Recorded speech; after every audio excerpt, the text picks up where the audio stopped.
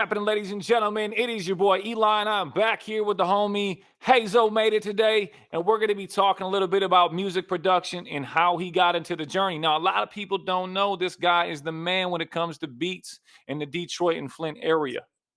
Hazo, what's happening, man? Talk to the people. What up, dog? What it do?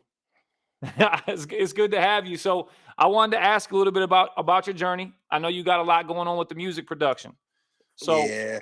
to start out, I want to ask, tell the people a little bit about where you're from. I'm in the Flint area. I'm down Okay. here with all the goats. That's right. Yeah. No town like Motown. I know that Flint and Detroit have like a kind of a connection where they're making a lot of hot music right now. Yeah. Our main guy down here, Rio. Free Yeah, Rio. Free free Rio. Rio. Facts. He's linked in with Peasy and them Detroit boys. So, Yeah, it's a big link. Yep. absolutely. So I wanted to ask you how did you get into beat making?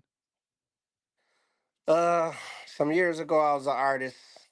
I was with this little label around here and I was third on the list. So when we had studio time, I had to wait to number one and number two to do all their songs.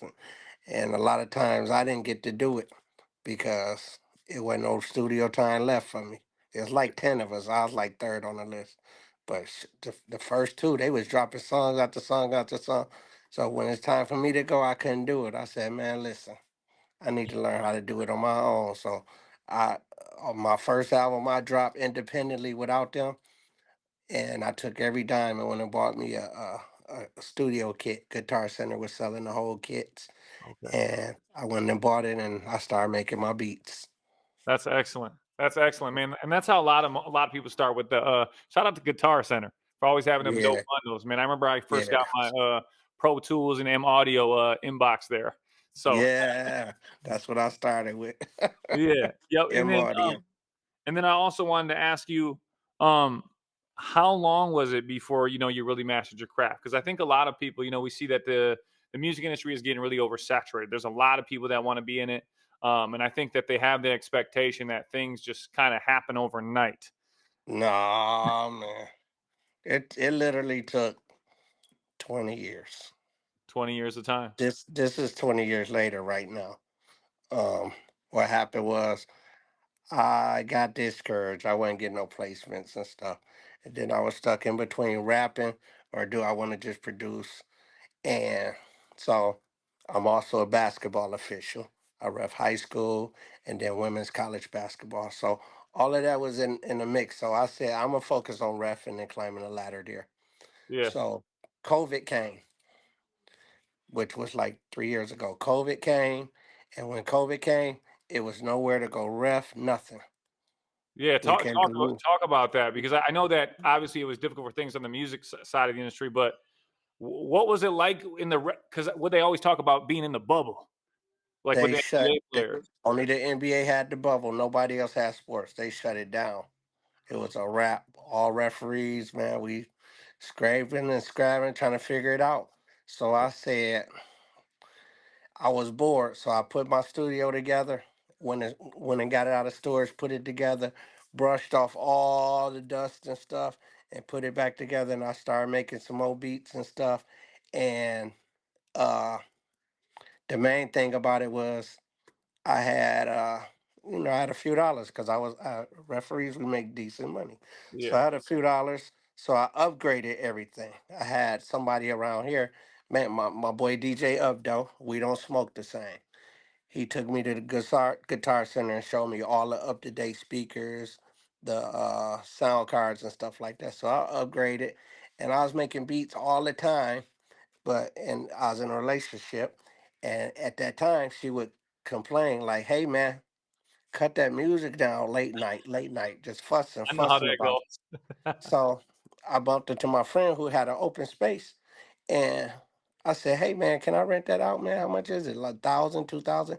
He said, "Man, we like bros, man, 300 a month." I said, "What?" Oh, wow. Man, I moved my studio there so fast the next day, and so I was making beats, and my bro came up from Atlanta, cause he was like managing his nephew, which is like um my nephew Max Sauce down in Atlanta. So he Okay. came up from Atlanta to try to Shout out help to me Max prepare Sauce. the. I was gonna say Yes, I was looking at, some of the major credits you have. I noticed Max Moss is one of them, and he's on yeah, the rise, man. He's definitely a big artist. yeah. That's my nephew. He's big. That's my Yeah. sister's son. ATL's Yeah, nice, man. ATL's got a really dope movement. Is he from yeah. ATL then? No, he's from here, Okay. but his mom moved them down there when they was kids to, to get them a better life than Flint. Yeah, So, absolutely. so he's Flint native, Well, but he that's another thing too, is I think that a lot of people don't understand. Just clarify this for me. Does Flint still doesn't have clean water, do they?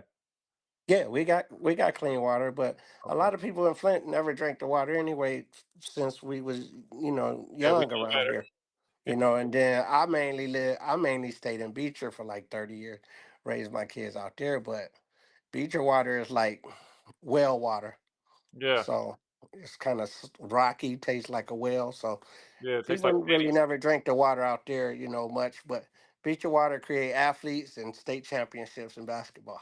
Shout Yeah. out to Bucktown. Okay. Yeah. Shout out to And Beecher, also man. Beecher create rappers. So we got some of the top rappers around here from Beecher Grams, YNJ Coochie Man, you know what I'm saying?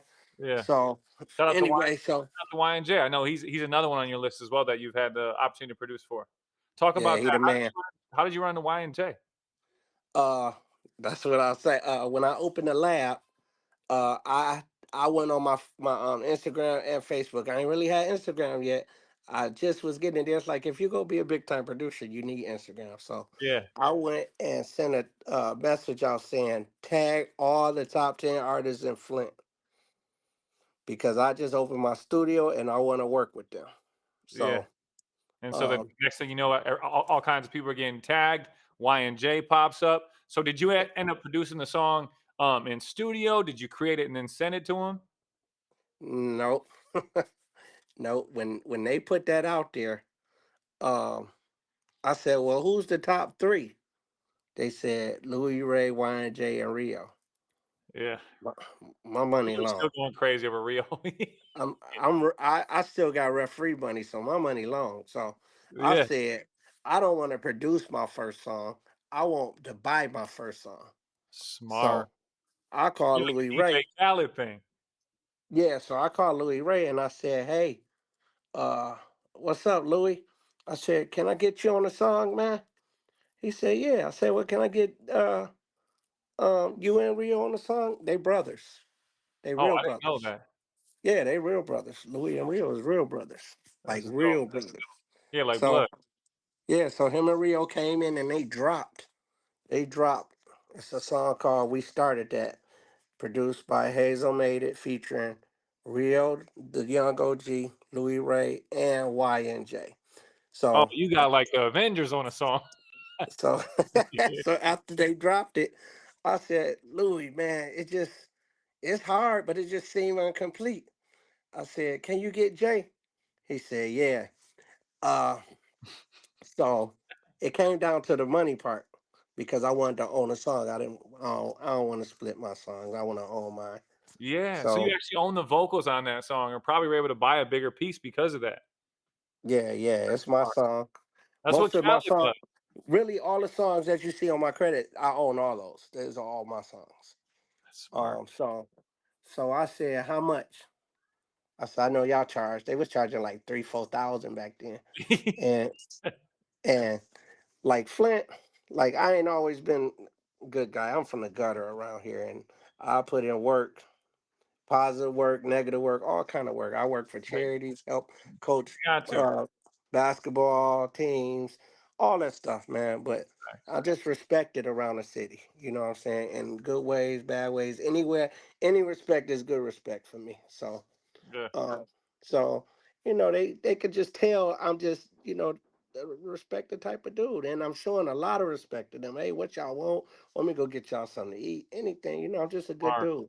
So Yep, eh, Louis was like, one of Louis my was like, mentors always talked about being, being a service to artists, because a lot of people always want to take pictures, but what can, have you ever tried to offer them something? Why do you always got to take something from them? So I think to yeah, watch you do it, because a lot of people don't understand the ownership part of it too, right? Most of the time, artists and producers do splits, but to be able to actually yeah, own the vocals on that song, that's a power move, man. And to be able to have all three of them on one, yeah. that's That crazy. that's what.